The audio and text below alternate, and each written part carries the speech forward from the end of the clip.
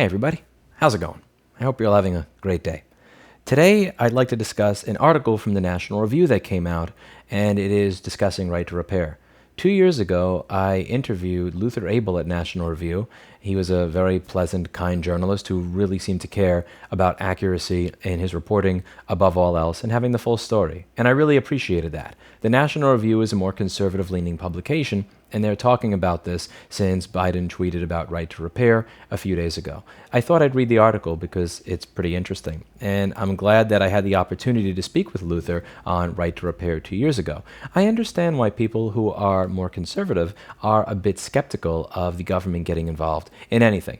And one of the arguments that I've made for many years is that they are involved to a fair extent as it is, often to the detriment of people like me that want to be able to fix your products. This was made no more clear to me than in 2016 when a lawyer for Apple reached out to me and asked me to take down some of my videos because they showed the location of a fuse that sits between your trackpad and your computer, so that when you have liquid and you go whoops and it spills right over here, your trackpad doesn't work. This would be the thing that blows so that your entire board does not become worthless. I thought it was useful to have this type of educational content up so that other people could learn how to do these repairs as well. They didn't, and they were looking to restrict your ability to have that piece of knowledge by taking down my content. What I'd like to do is I'd like to read you this article and get some of your thoughts. This says, Sarah Palin, who was unvaccinated, dined outdoors in New York City days after testing positive, because Lewis is an idiot who is capturing the wrong browser window. Next! What it actually says is, Right to Repair, a consumer movement the left and right should agree on, by John Fund. When you buy a product, you should be able to expect that you're its sole owner. And I like that this is how the article starts. It starts out by framing this as a property rights issue, as a freedom issue, which is the way that you're going to get more conservatives, I think, on board, by framing it as a property rights issue, which is if a company can tell you whether or not you're able to fix it, then that really does strike at the core of ownership. You're going to get more broad-based support. It says there is an old saying that a stop clock is right twice a day. We shouldn't be shocked, then, that President Biden and Senator Bernie Sanders are correct in part of their economic analysis of consumer rights. That's an area where conservatives could benefit people in their daily lives as well as win over independent voters. Last July, Biden signed an executive order designed to promote competition.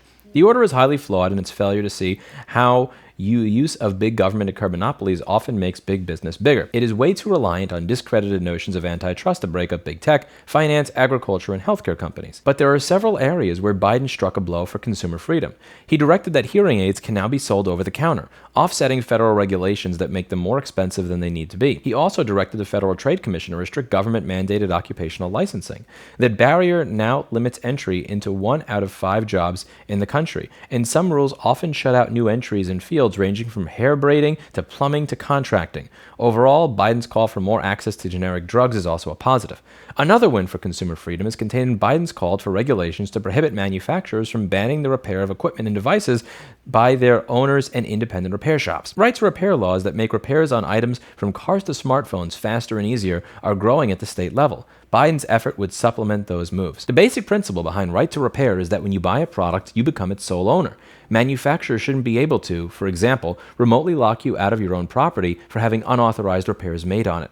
Only 5 years ago, Microsoft was still applying warranty void over its Xbox One game console stickers that stated the warranty, quote, does not apply, end quote, if the Xbox was opened or is, quote, repaired by someone out of the Microsoft or anyone other than Microsoft.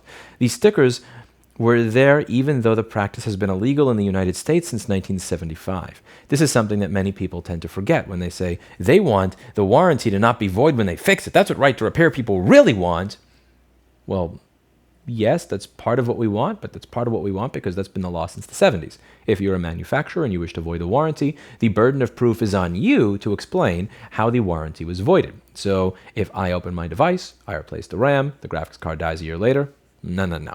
If I open my device, I put the wrong screw in the wrong hole, and I just Ron Jeremy my entire board, then you can show that that happened. At that point, you are welcome to void my warranty. But the burden of proof has been on you, the manufacturer, since the 70s. A few years ago, Toshiba used copyright law to force a blogger to take down copies of its laptop repair manuals, citing safety reasons. The blogger won after shaming the company through publicizing just how many of its competitors provided downloadable service manuals for free on their websites. Even Apple, which is notorious for jealously guarding its intellectual property, is now providing parts and training to third-party repair shops.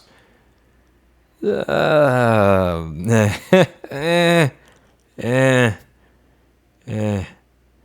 appreciate the concept that they're getting at there. I really do, but not really. Apple's been get me a charge port to an iPhone 8 through an Apple authorized repair program, and we'll talk. But anyway, the Federal Trade Commission has identified several types of repair restrictions, including software locks, end-user licensing agreements, and limiting the availability of parts that restrict consumer choice.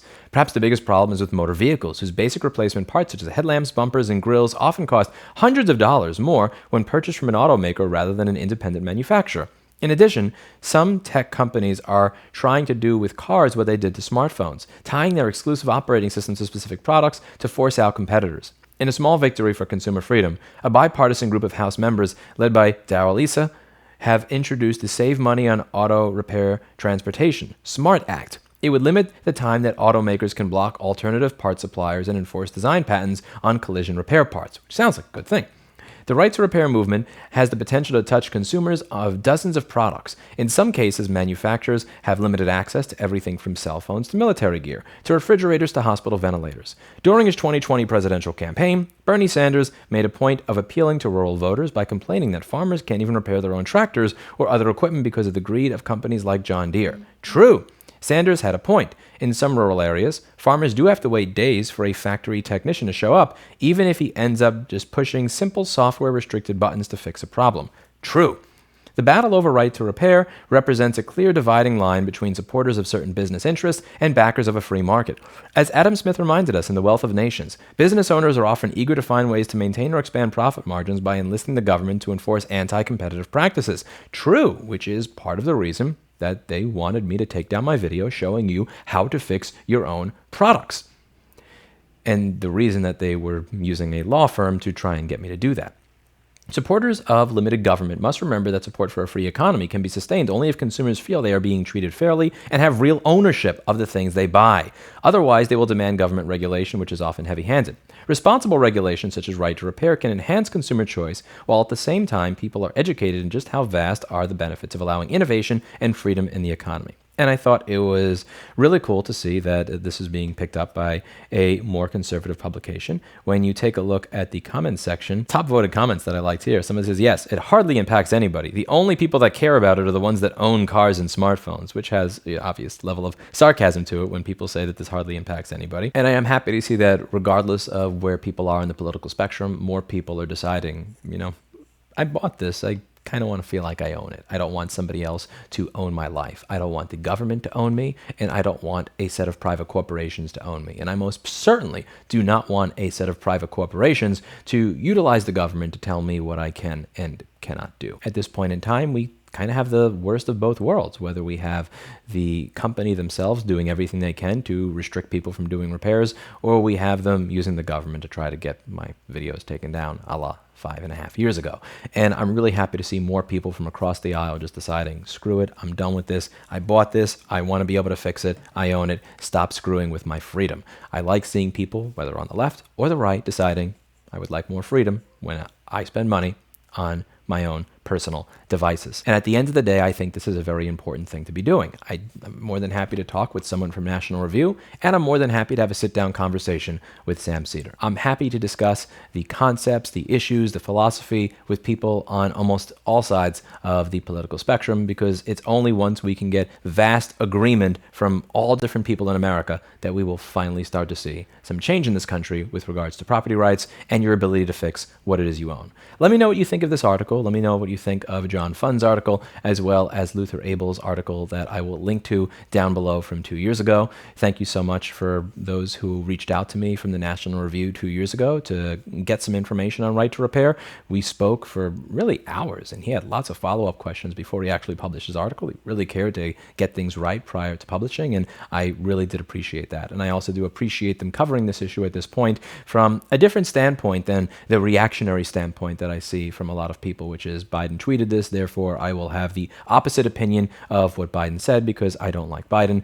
At the end of the day, I like the fact that he's able to look into it, as he can say his bias. Don't really like him, don't really think he's right about these things, but I like what he said about these things. That's about it for today. And as always, I hope that you learned something.